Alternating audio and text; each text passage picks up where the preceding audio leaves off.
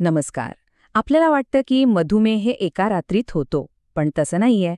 ही एक खूप हळू चालणारी प्रक्रिया आहे, एक चक्र आहे, जे अनेक वर्ष शरीरात सुरू असतं. पण चांगली गोष्ट ही आहे की हे चक्र आपण तोडू शकतो.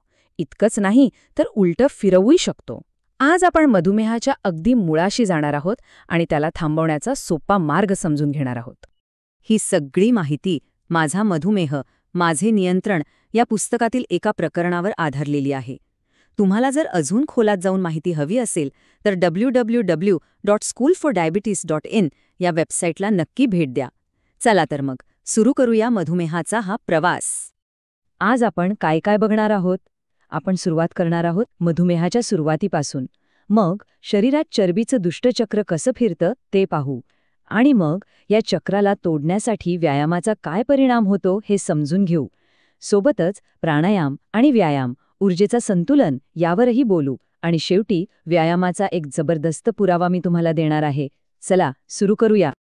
मधुमेहाच्या प्रवासाचं पहिलं पाऊल काय आहे माहितीये? अनेक वर्ष गरजेपेक्षा जास्त खाणं आणि शारीरिक हालचालींचा अभाव. हो, हे इतकं साधं आहे. आणि जर आपल्या कुटुंबात कोणाला मधुमेह असेल तर हा धोका आपल्यासाठी थोडा जास्त असतो. जेव्हा आपण गरजेपेक्षा जास्त, विशेषतः गोड किंवा पिष्टमय पदार्थ खातो, तेव्हा आपलं लिव्हर त्या अतिरिक्त ऊर्जेचं रूपांतर ट्रायग्लिसराइड्स नावाच्या चरबीत करतं. ही चरबी हळूहळू लिव्हरमध्ये जमा व्हायला लागते. यालाच आपण फॅटी लिव्हर म्हणतो. सोनोग्राफीमध्ये दिसणारे हे लक्षण म्हणजे धोक्याची पहिली घंटाच आहे. आता गंमत बघा, जेव्हा लिव्हरमध्ये चरबीची जागा भरून जाते तेव्हा ती तिथून बाहेर पडून रक्तात मिसळायला लागते. लिपिड प्रोफाईल नावाची रक्त तपासणी केली की ही वाढलेली ट्रायग्लिसराइड्सची पातळी लगेच दिसते. खरं तर ही पातळी 100च्या आत असायला हवी. आता शरीरातली खूप महत्वाची गोष्ट समजून घेऊया, कुलूप आणि किल्लीचा खेळ. असं समजा की आपल्या स्नायूंच्या पेशी म्हणजे एक कुलूप लावलेलं घर आहे आणि रक्तातील ग्लुकोजला म्हणजे साखरेला ऊर्जेसाठी आत जायचंय. इन्स्युलिन ही ती किल्ली आहे जी हे कुलूप उघडते आणि ग्लुकोजला पेशींमध्ये प्रवेश मिळवून देते. पण काय होतं जेव्हा ही चरबी शरीरात खूप जास्त वाढते? हीच अतिरिक्त चरबी एका दुष्ट चक्राला सुरुवात करते, ज्याचा शेवट टाईप 2 डायबिटीजमध्ये होतो. चला, हे चक्र नेमकं कसं काम करतं ते टप्प्याटप्प्याने समजून घेऊया. हे बघा, हे आहे मधुमेहाचं 10 टप्प्यांचं दुष्टचक्र. सुरुवात होते गरजेपेक्षा जास्त खाण्याने, मग लिव्हरमध्ये चरबी जमा होते म्हणजे फॅटी लिव्हर. तीच चरबी रक्तात उतरते, व्यायामाभावी ही चरबी स्नायूंमध्ये घुसायला लागते, मग आपलं वजन वाढतं. आता स्नायू त्या इन्स्युलिनच्या किल्लीला प्रतिसाद देत नाहीत. मग शरीर अजून जास्त इन्स्युलिन तयार करतं, पण बिचारी इन्स्युलिन बनवणारी यंत्रणा तरी किती काम करणार, ती थकून जाते आणि मग अपुरं किंवा निकामी इन्स्युलिन तयार होतं. शेवटचा टप्पा, रक्तातली साखर वाढते आणि मधुमेहाचं निदान होतं. पण घाबरू नका. चांगली गोष्ट ही आहे की हे चक्र सुरू झाल्याची चिन्ह आपल्याला खूप आधीच दिसू लागतात. आपला वाढलेला BMI, पोटाचा घेर, सोनोग्राफीमध्ये दिसणारं फॅटी लिव्हर किंवा रक्तात वाढलेली चरबी, ही सगळी चिन्ह आपल्याला मधुमेहाचं निदान होण्याच्या अनेक वर्षाआधीच धोक्याचा इशारा देत असतात. रक्तातील साखर कधीच एका रात्रीत वाढत नाही. इथे बघा, नॉर्मल, प्री डायबिटीज आणि मधुमेह असे स्पष्ट टप्पे आहेत. प्री डायबिटीज म्हणजे काय? तर एक पिवळा सिग्नल, धोक्याचा इशारा, की आता सावध व्हा.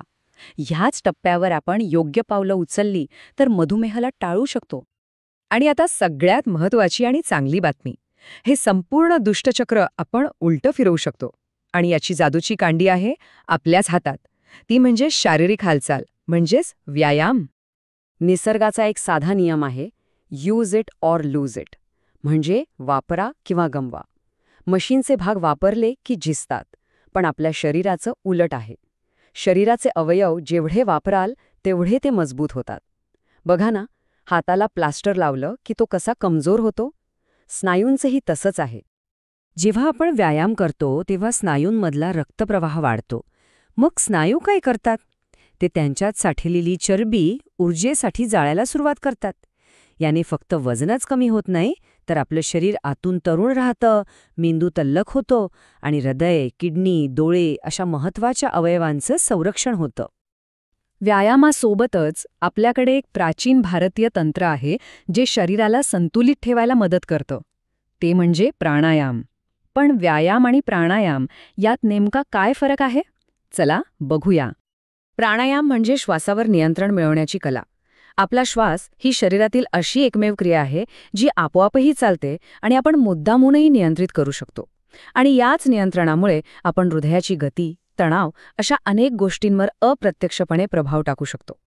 हा तक्ता बघितला की फरक लगेच स्पष्ट होतो. व्यायाम म्हणजे शरीराची मोडतोड करून त्याला मजबूत बनवणे, ज्यात खूप ऊर्जा खर्च होते. तर प्राणायाम म्हणजे शरीराची ऊर्जा वाचवून त्याला शांत करणे. दोन्हीचे मार्ग वेगवेगळे असले तरी दोन्हीही आपल्या आरोग्यासाठी खूप आवश्यक आहेत. मधुमेहाला नियंत्रणात ठेवायचं असेल तर खाणं आणि हालचाल यांच्यात समतोल साधणं खूप महत्त्वाचं आहे. स्टेप डाएट ही एक संकल्पना आपल्याला हा समतोल कसा साधायचा हे अगदी सोप्या भाषेत शिकवते. डॉक्टर जेम्स हिल यांनी ही स्टेप डाएट संकल्पना मांडली. ती खूपच सोपी आहे. आपण दिवसभरात जेवढ्या कॅलरीज खातो तेवढी ऊर्जा पावलांमधून म्हणजे चालण्यातून खर्च करायला हवी. हा आपल्या शरीराचा एनर्जी बॅलन्स तपासण्याचा एक सोपा वैज्ञानिक मार्ग आहे. आपलं शरीर 2 प्रकारे ऊर्जा खर्च करतं. एक म्हणजे आरामदायी ऊर्जा, जी शरीर फक्त जिवंत राहण्यासाठी, आतल्या कामांसाठी वापरतं.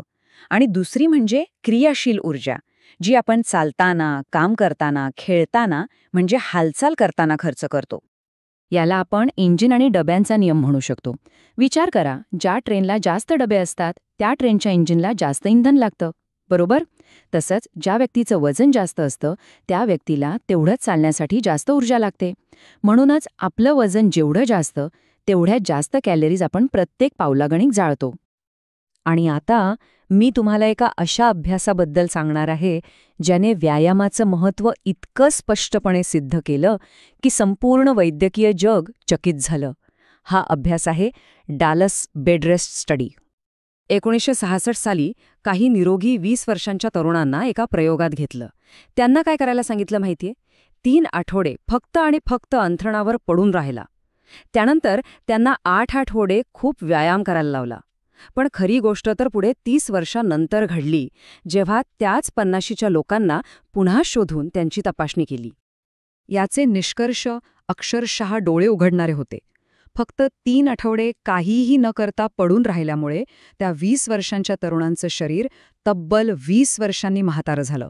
म्हणजे 3 आठवड्यांच्या आळसाने जे नुकसान केलं ते 30 वर्षांच्या नैसर्गिक म्हातारपणापेक्षाही जास्त होतं.